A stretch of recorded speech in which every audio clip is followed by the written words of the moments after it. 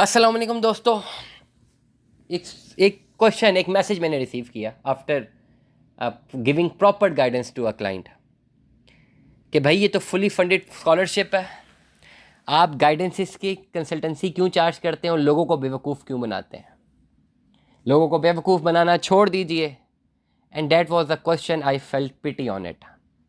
And ये चीज़ मैं व्लॉग इसलिए कर रहा हूँ क्योंकि मेरा काम है प्रॉपर नॉलेज आपको बताना, समझाना, एंड उसको उस पर अमल करते हैं तो आपका ही नुकसान नहीं होता। मेरे पास एक केस आया जिसमें एक साहब को फुली फंडेड स्कॉलरशिप कोई मिली कहीं से भी, उन्होंने जिस मुल्क का बताया वो नाकाम हो गए, हमें उसका इनविटेशन, उसका जो ऑफ़र लेटर है देने पे, उन्होंने हमें वो शो नहीं किया।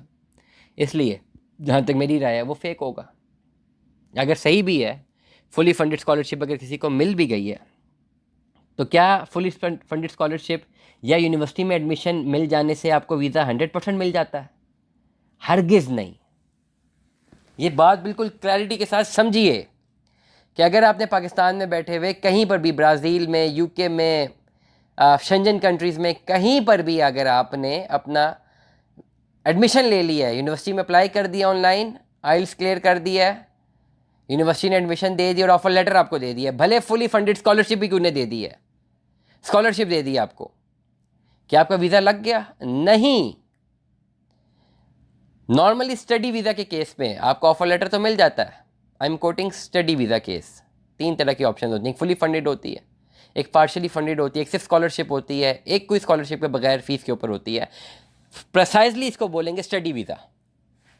स्टडी वीज़ा का अगर आपको ऑफर लेटर मिल भी गया है तो embassy has 95% rights to cancel your visa, to cancel your visa application form. सिर्फ आपके पास यूनिवर्सिटी का ऑफर लेटर हो ये ज़रूरी नहीं है, आपके डॉक्यूमेंट्स होना बहुत ज़रूरी है, और डॉक्यूमेंट्स मोफा से वेरीफाइड होना बहुत ज़रूरी है। और इसकी वेटेज भी 5% है। 5% वेटेज ऑफर लेटर की, 5% वेटेज आपके डॉक्यूमेंट्स की, 90% वेटेज किस चीज़ की है? इस स्टडी वीज़ा के केस में भाई आपकी फाइनेंशियल जस्टिफिकेशंस की।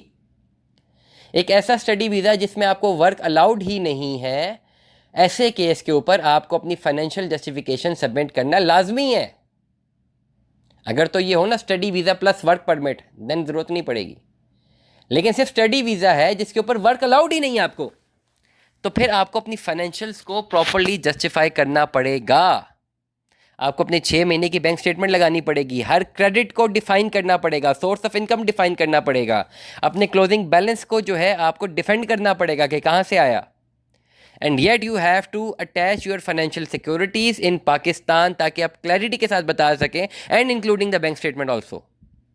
ऑफर लेटर का ये मतलब नहीं है कि आप बस वैसे ही अप्लाई कर दिया, बैंक स्टेटमेंट भी चाहिए भाई। वो जितने अरसे का आपका स्टडी वीज़ा है उसके अगेंस्ट अगर वो फुली फंडेड भी है, again you need some sort of bank statement, again you need credit and debit justifications. And this is very important. बहुत सारे लोग हैं जिनको सिर्फ स्कॉलरशिप मिल जाती है या एक ऑफर लेटर मिल जाता है, and they are very very very happy कि हाँ बस हम बहुत खुश हैं भाई, हमें जो है ये ऑफर लेटर मिल गया है, no we are very happy in it. ऐसा नहीं होता।